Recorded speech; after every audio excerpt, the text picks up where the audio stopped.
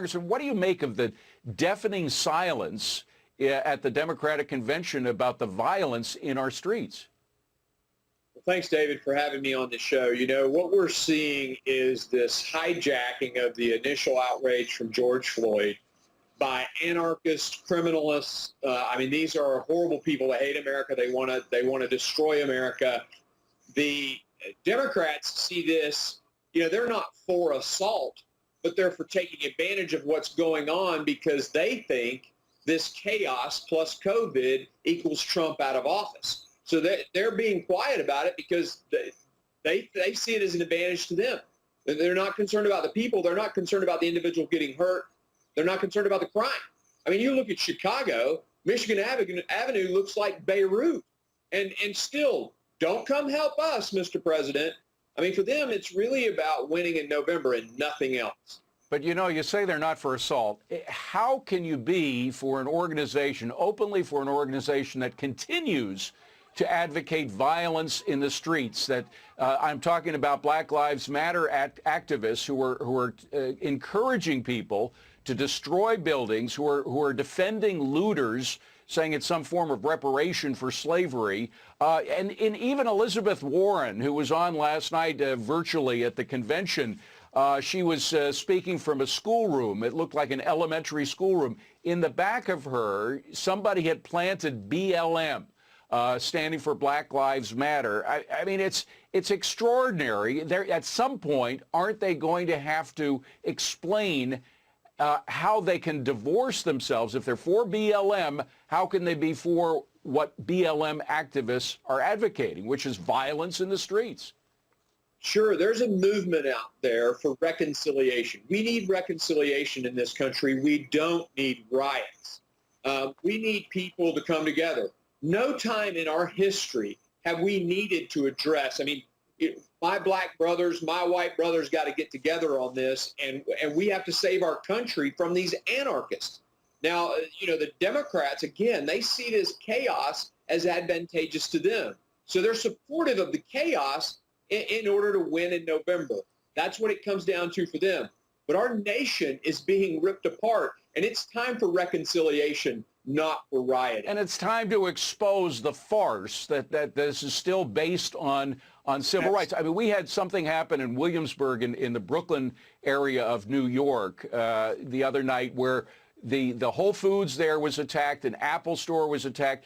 Signs on the walls were written, "Murder Jeff Bezos." And here's what one of the observers of this said concerning its relationship to civil rights. The irony of it is you can clearly tell that everyone on the video is white. And it's like, do you guys even know what you're doing this for? These are not civil rights protests. These are a bunch of spoiled white kids primarily who are out causing trouble in the streets. It just has to stop. And what connects it to the crime that's happening, that's exploding on the streets of New York and Chicago and Portland and elsewhere, is the liberal anti-policing policies of the Democratic structures in politics in those cities.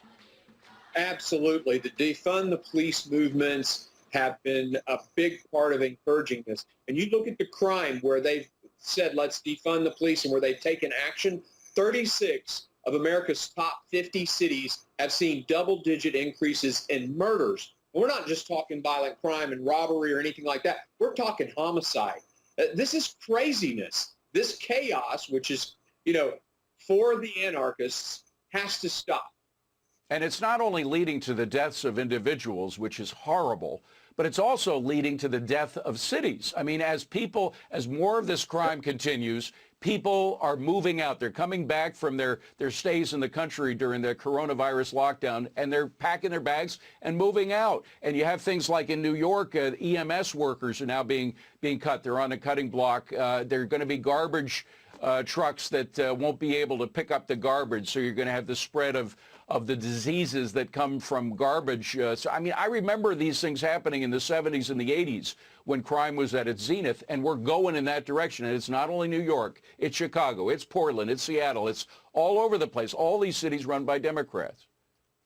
Yeah, those Democrat policies, they think they're going to do something great and increase taxes and build something really cool for the community. And then all the people who pay taxes leave that community, and they can't sustain what they've built. It's Thomas Sowell said it from the very beginning. Democrats don't look to the secondary and tertiary effects of their decisions, and now we're having to cut EMS in New York. I mean, that's crazy.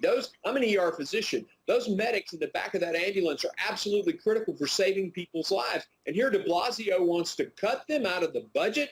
He's either stupid or he's trying to leverage for something else. I don't understand, but that makes no sense to me. But it's the tail end, it's the tertiary effect of Democrat policies that just are failing everywhere in our cities in this country. And, you know, as an ER physician, it must scare the hell out of you, the idea that you may not have enough EMS workers and essential workers that do save lives. It's exactly the people who save lives, like cops, EMS workers, et cetera, who we're going to be without in our cities.